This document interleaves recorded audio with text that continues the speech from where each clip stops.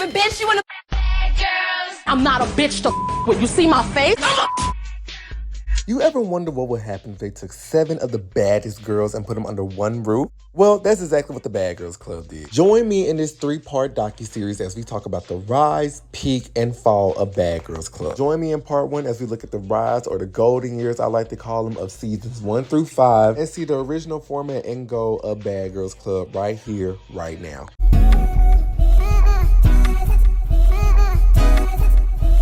What is up, you guys? Welcome back to my channel, The Unpopular Party, hosted by me, Party Next Short. And today we're gonna talk about the rise and fall of BGC and talk about the height, the prime, the controversy, and ultimately why it ended. To do so, we're just gonna go back in history, go through each season, and kind of peep and see where the controversy and stuff started to happen. So get comfortable, grab a snack. I'm gonna show you what I was consuming when I was in the 7th grade. If you haven't already, please make sure you subscribe to this channel. Thank you guys so much for all the love and support you guys send my way. And let's just get started with the video. Thought I knew you. So if you're new to reality TV, been living under a rock, or was born in 2010, you probably never heard of the show Bad Girls Club. But Bad Girls Club was a show that was created in 2006. But it was a reality show where they decided, it was like, hey, let's take 7 of the baddest girls in the United States and put them in one mansion and see how they operate in a social experiment for 3 months. Like literally, when you break it down, that's what it was. 7 girls, all with a different type of issue, disconnected from the world with no phone, no music, can't read magazine, limited call time, forced in one roof, dealing with a girl you probably don't like, but make it seem luxurious. Is that how you say that? Yeah. Are bad girls bad? Is their outrageous behavior hiding something deeper? Would they change if given the opportunity?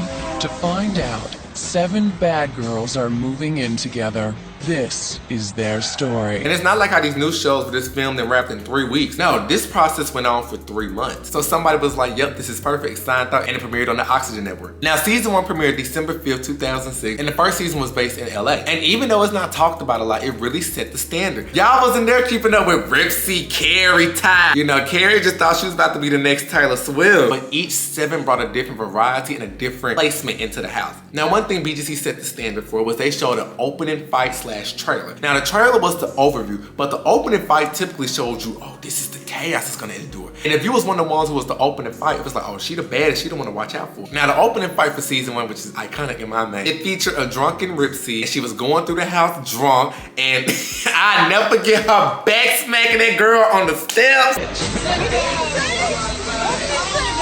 I know Ripsy liked Carrie, so I was very confused about the whole situation. She knew better than to try to swing on me because I would have knocked her out. I never expected for it to turn out the way it did. Carrie just was crying, but it was different. You gotta keep in mind, it's 2006, and violence like that, of that nature, it wasn't really aired, and if it was aired, it was some type of consequence, and that's what it was. If you fought, if you got into an altercation, they had a 0 policy. You was immediately removed off the show. It wasn't no think about it, or if we get a slap. No, you was gone. And if you don't remember that Ripsy situation, you might be familiar with this very infamous fight that happened in BGC between Ty and Amy. They had a real bad altercation after being around each other all day at the beach, and Ty just gave it up to Amy. Ty, what?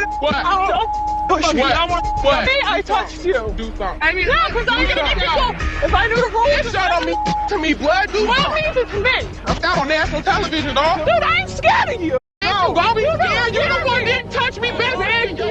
You ain't do 3 months with me. 3 months with me, dude. 3 months with me, blood.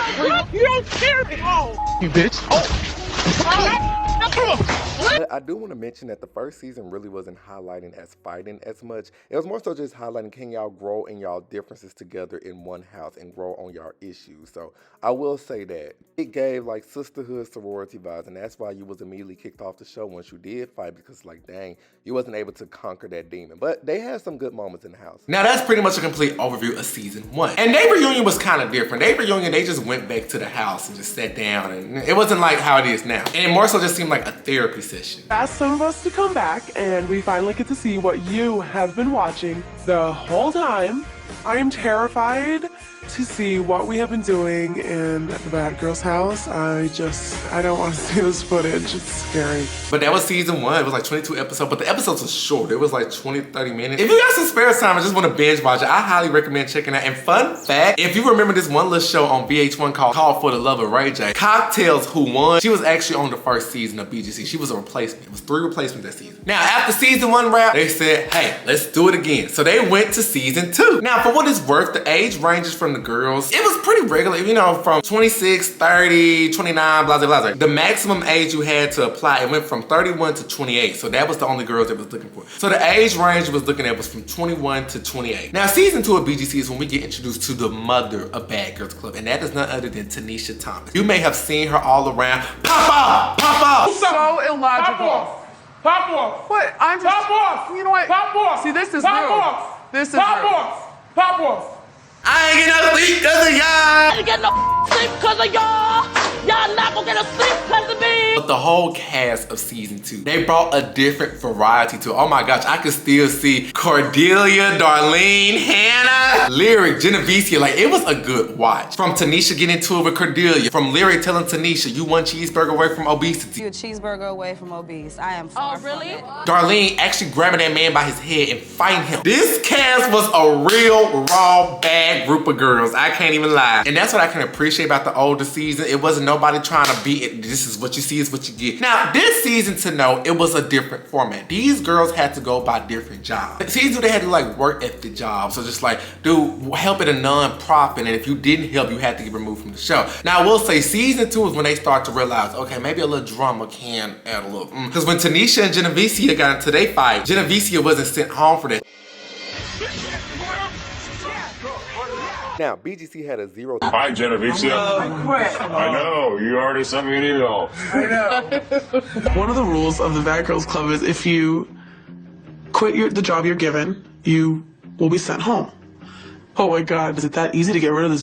But mind you, the age range for these girls was a little different. Last season, the oldest person was 31. This season, the oldest person was 22. Most of them was just 22. Like, Tanisha was just 21 when she did that. Oh my God. Like, in retro, that's so young. They also arrested Tanisha this season over some she didn't even do. It was a whole altercation that happened in the club with some drunk girls and Darlene. Hannah and Naveen threw a drink on her. But when the officer come in, who the first person they grab? Tanisha. Oh, that is profound. Because Lyric left the show because Lyric just thought she was better than everybody. Lyric was like the first spiritual girl. They're like, ha! Oh, it's so nostalgic looking back at it. Now, this is when they introduced the format of the reunion where they had to sit down and they talked to everybody. You may have heard of Star Jones, but Star Jones was actually the reunion host for this reunion. The reunion vibe felt more like, you know, we at the bar cocktail vibe, but it was a good watch. But they had some scandals this show. Like, I ain't gonna lie, they thought at one point, Cordelia, she was always going through some stuff. Cordelia, the poor girl, she was struggling. You know, they didn't really see a lot of her viewpoints. You know, she was an atheist. I'm a stripper. If you have a problem with me on that sole basis,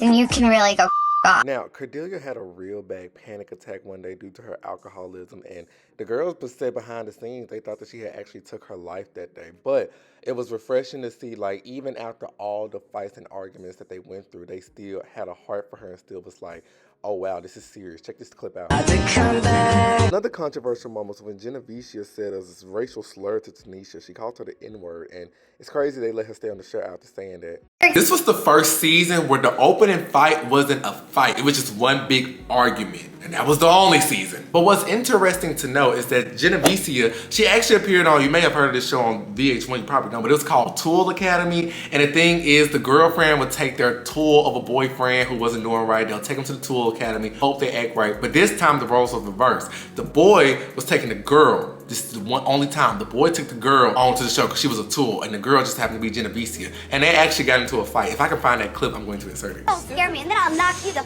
out too. Baby, I'm here. Hit me. Are you going really? Yeah, you just push me. You just push me. You just push me, huh? Freaking Noah.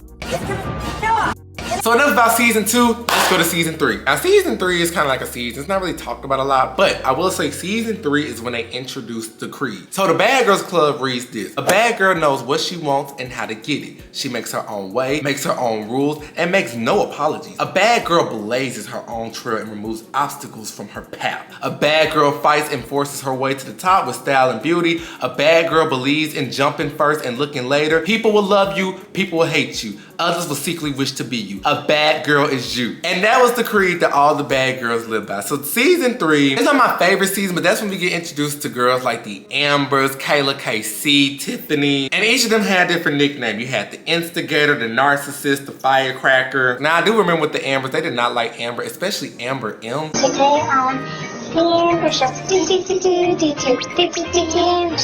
Hello, this is Amber, and I'm Amber. Oh. one of the main storylines this season was that Amber M was just the problem and that she was sneaky. She really wasn't doing nothing that bad. Yeah, she may have said some crazy comments, but that's why I didn't really like this season, because all of them, opposed from the Ambers and Kayla, KC, and Tiffany, all of them just kind of seemed like followers, and they were just following and ganging up on each other like a herd. And then they ended up jumping that girl, which I didn't agree with because it was completely unnecessary. And I believe Amber's the first person to get jumped on BGC history because they just did not like that girl. That's why I don't really like BGC 3. It just felt like jealous girls more than bad girls.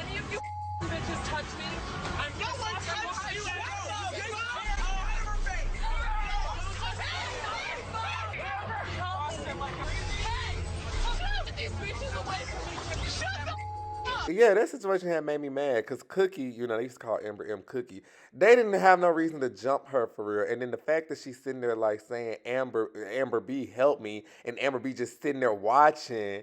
Oh, it pissed me off again. And then I was really upset with Tiffany because I was like, Tiffany, why you ain't helping? I don't know. I just feel like if that's your friend, have her back. But I'm not surprised because Amber B, she too busy trying to get the cops on Kayla. I don't like how, like, I trusted you. Like, how would you like if I, like, called the police and told them things you're saying? The police already know my so it don't matter. Send me to jail because I'm gonna end up taking. I don't want to send you to jail. Well, then shut the up, talk about what you're talking about because I'm about to get up and your ass up. Because you talking about some other.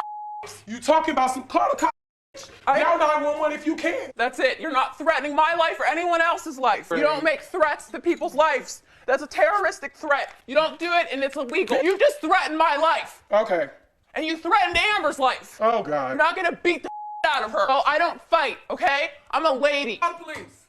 Tell her not to threaten my life. Call the police. Hey, when they get here, I'll say that. Call the police. She threatened her life Call and the my police. life. You said Which you're one gonna kick is her it? ass. You said Which you're one gonna is get it? me. Get out my face, before I elbow your ass and knock you down and stairs. That's why they're bitch. coming. I tried being nice to you. You Girl, can't shut threaten. the You up. can't tell me you're gonna beat me up because we're having a conversation that you don't like. Are you touching Shut me? up. Well, Don't then tell me to shut up. Shut Don't up. tell me to shut up. Handle it like a lady. Don't you want to get a job after this? But BGC 3 did set the precedence for a lot. The format of BGC 3 is kind of the format that took over for the rest of the seasons for a good little chunk of time. Even from the reunion being hosted by Perez Hilton. This is the first time that Perez Hilton hosted a reunion, and also the first time the reunion started to be feeling like it was held on a grand stage. I remember Kayla, she got into it with the replacement, Ashley. Cause you should be happy that you on the yeah, thanks for being such a dumb pick the off. You stupid ass. Sit over there and hide behind who you behind. Bitch, you don't even know me, so don't say nothing to me. So don't say to me, cause after the show, we ain't got no cameras around. Really? What, ho? Come to the hood. Come to the hood, ho. Fun fact though, Kayla and Ashley are actually the first two people to ever have a fight on a Bad Girls Club reunion, and baby, they set the tone for the rest of the unions we finna talk about, okay? Kayla KC, she really was just on the wrong season, cause I feel like if she was on like a different season, she really would've thrived more, but that was BGC 3. Now, at this point, producers and them, they was like, maybe the show really not taking off like that. Maybe the show really not doing what it's supposed to do. Maybe we need to just test it out, you know, one more round because the views ain't hitting. Well, the views was doing good, but they was just like, maybe it's just not popping like we think it is. And the BGC producers, they said, well, you know what, we gonna do it one more time. And we gonna do a season like no other. And that is how we get to the infamous season of BGC 4. Might I dare say the best season of BGC. BGC 4 was a season where all the moving parts just worked together. We had a cast full of people like Annie, Flo, Portia, Kendra, Amber. Hey, but we also had someone on this season that we still talk about to this day, and that is none other than Natalie Nunn.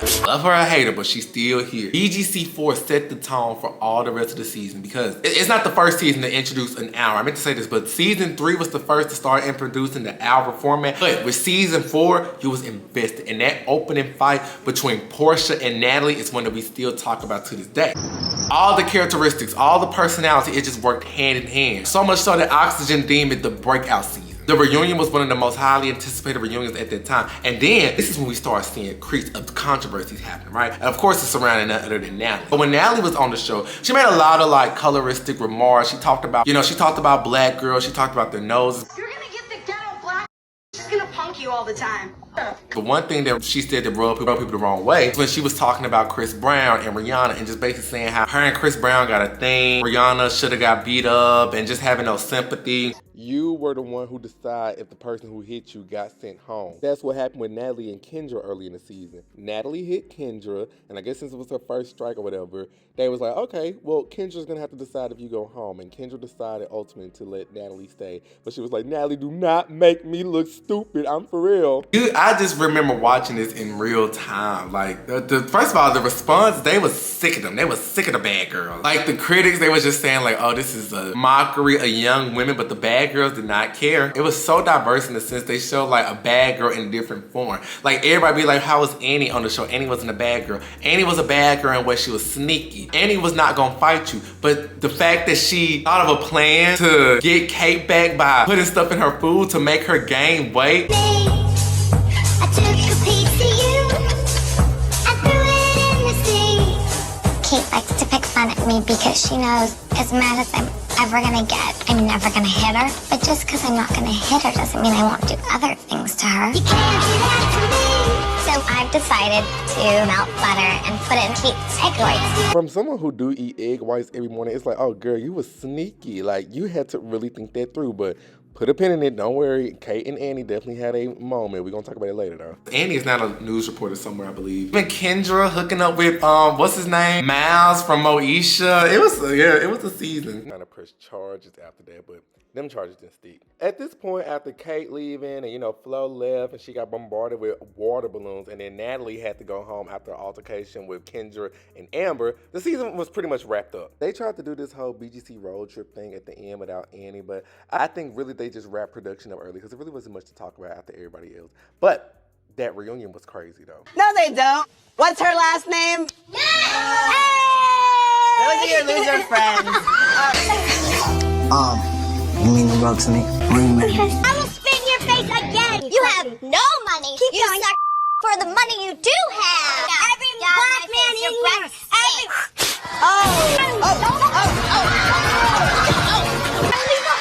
Natalie's a hoe. A normal, sane person deals with it normally. You know what? That's why you got punched in the face by will.i.am, because you're a...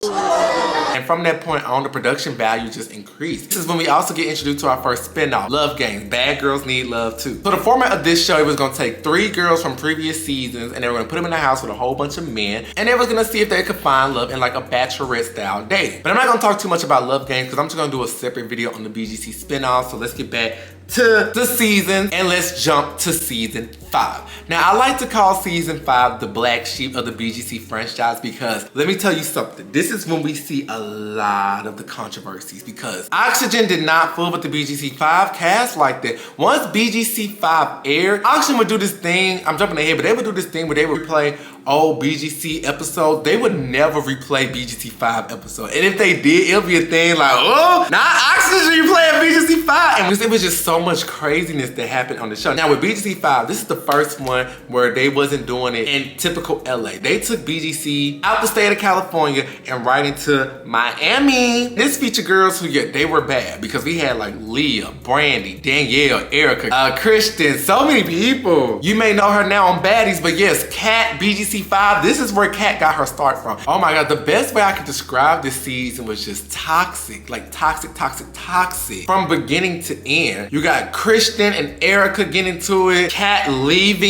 because she's saying she too good for this, Morgan getting set up by production, Brandy throwing knives in a waffle maker at Leah. I could sit here and talk to you about the show, but I have more information to talk about the controversy. So let's just talk about the controversy, shall we? Remember how I said Morgan was set up by production? So Morgan was positioned herself to be in a sense of Natalie of the show, but she left on like, what, episode 2? But the production, they told the girls, they was like, look, we don't want this girl in this house no more. She's rude, she's nasty. This is what y'all gonna do. Y'all are gonna pack her bags and y'all are gonna set it by the door and y'all are gonna do this thing to get her out the house because we don't want her here no more. And some of the girls agree, but that's why Leah was always like, I don't know, man. I don't know if we should be doing this. Morgan, Kat, and Kristen, they left. They having a good time at the nightclub. They come home to just Morgan stuff out. And that was the opening fight, right? Now, Morgan is going off. She's just screaming at the other girl. She's calling Erica all these names. Brandy's trying to tag, you know, they get into it on the stairwell. These girls attacked me. They threw my stuff outside. They've had a target on my back since I've been here out of jealousy. It's like a hate crime, a modern day hate crime. I wish a bitch would. A bitch did! But when Leah finally got Morgan to herself, she told him, she was like, look, this wasn't, I didn't want to do this. Production told her to do this. So once Morgan found out, oh, it was production! That girl went to the production room because production had a room in the house. That girl went into the production room and tore production up.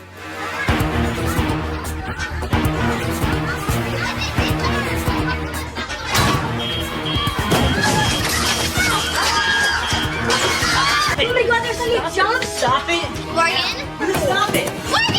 Get the off me! Stop it. Stop it. Play me like a Stop. fool! I didn't Stop do it. anything! Stop. Touch her! You gotta leave! Are you serious? You're stepping on my Louis bag. It's more than your paycheck. Get the off of it! And right here, they edited this clip. Just watch it. All these people for a second. I think we all think you should leave. Oh. Leah never told Morgan, I think we all think you should leave in that moment. She may have said it in like a confessional, but at that moment when she's talking to Morgan, she never told her we think you should leave. She just told her and informed her of why production wanted her to leave. But yeah, they edited that clip bad. The beach fight thing that happened, they had to edit. First of all, we'll never truly get the real raw footage of what happened on that beach fight. Cause they said it was so bad, even Pauly D had to jump in and break it up. But we never really got what happened on the beach. But just know that is like an urban legend in the BGC community. Kat did not leave the show because she felt like she was better than them. Kat had to leave the show. That was done for illegal, like, look, girl, you wanna go to jail, do you? You better play ball. I love these girls. Honestly, I do. Well, some of them. But I can't live like this. If this is what it means to be a bad girl, to get in drunken bar fights and get thrown out of clubs, that's just embarrassing. Hey ladies, I've enjoyed getting to know you, but I've realized that I'm too high class. I like to step on Crystal, and you guys like to spit on dudes. Didn't she spit on Jay? Kat allegedly got a fork and a stripper in Jamaica when they was in Jamaica. That's why I said Kat now, Kat toned down, but Kat back in the day, the same Kat that used to date Drake, Kat used to give it up. And the thing is, they never really fully confirmed it. It always just been like he say, she say. Christian would dance around the question. Kat would never answer the question, which I understand because that's a legal matter. But Brandy one day on her IG Live, she just laid it all out. Yes, Kat did stab somebody in Jamaica and fucked it up for everybody. She fucked it up for everybody. Everybody that had anything to do with our show in Jamaica, we spent like 2 days in Jamaica, and then she stabbed the guy in the head and she got taken off to jail, and then nobody in the resort wanted to deal with us anymore because they felt like, who are these just stabbing people, like type shit. So we didn't get to stay in Jamaica as long as we should have, but yes, Kat did stab somebody. Always been an urban legend and a rumor that the reason why Christian was so erratic that day she got into it with Leah was because she was PCB'd or something was put in her drink. To explain it better, when they was out partying, because mind you, they was out of town this episode. When they was out partying, this guy at the club, he saw her, liked her or whatever, and while she was turning her head, put something in her drink. And that is kind of what threw her off for the rest of the episode. And it stated why production didn't want to show it is because they didn't want to get sued. I believe Kristen talked about it in her YouTube channel. If I can find that clip, I will insert it. Yeah, she did a whole YouTube video on it on her channel. It's 30 minutes long, but she talked about her lawsuit with Oxygen. Keep that lawsuit word in the back of your mind, though, because we're going to talk about that more as I do these deep dives. Christina getting jumped on the last day was all a setup, and production had to just end it. Like, after that fight, they just sent it to a hotel, and the production was not satisfied, so they just had Kristen and Morgan get together and trash an empty house. Christina also was banned by the network because of her racist rant that she went on that got leaked on TMZ. Brandy allegedly was banned from the network after getting into a fight with one of the producers in New York City. And when I say banned by the network, that means like you wasn't asked to be brought back for like, you know, spin-offs or just participate in any of the things Bad Girls Club had on network yet. Now let me tell you about the story of Brandy in the BGC house. Now, Brandy was not only just known for her iconic one-liners. Like that? It's gonna be like that? I'm not a stripper. I don't take off my clothes for money, bitch. I'm not a heroin addict, ho. She was also a stripper and she was the lesbian, and she also had a pretty interesting relationship with Leah. She also had a crush on Leah, but you know, Leah wasn't interested, so Brandy was like, okay, cool, no biggie. But She also noticed how Leah was kind of slowly fading into another version of Christian because she was always hanging around Christian. She was losing touch of her true self. And she was just doing stuff that the original Leah that she remembered wouldn't do. She even hooked up with a girl and Brandy was like, dang, why you want to hook up with me? But it resulted in one of the most chaotic arguments in BGC history because it just stemmed from, why don't you love me? What's good, baby? What's good? What's good? What's good, Leah? I'm on it. Big time. You want to hit me, bitch? Hit me. I don't want you to hurt, Leah. What do you want to do, B? What's good? What do you want to do, B? What's good?